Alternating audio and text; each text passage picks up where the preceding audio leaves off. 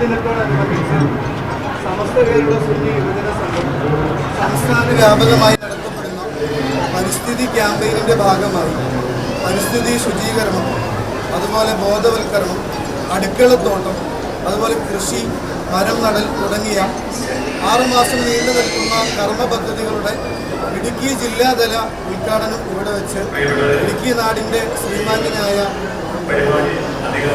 എം.എൽ.എയും നമ്മുടെ ജലവിഭവ വകുപ്പ് മന്ത്രിയുമായ ശ്രീ റോഷി അഗസ്റ്റിൻ അവർ നിർവഹിക്കുകയാണ്. കാർബൺ ന്യൂട്രൽ സസ്യങ്ങളുടെ 1 ലക്ഷം തൈകളാണ് സംസ്ഥാന വ്യാപകമായി SOS നടത്തുന്ന പരിസ്ഥിതി ക്യാമ്പയിനോടനുബന്ധിച്ച് നമ്മൾ നടുന്നത്.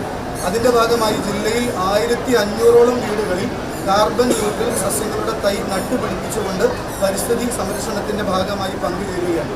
അതിൻ്റെ ഭാഗമായി കാർബൺ ന്യൂട്രൽ സസ്യമായ ഞാവലിൻ്റെ തൈ SOS ഇടുക്കി ജില്ലാ പ്രസിഡന്റ് സെയ്ദ് അഹമ്മദി ജിഫ്രി തങ്ങൾ അവർക്ക് ബഹുമാനപ്പെട്ട ജലവിഭവ പ്രകാശനവും കൂടി ഈ അവസരത്തിൽ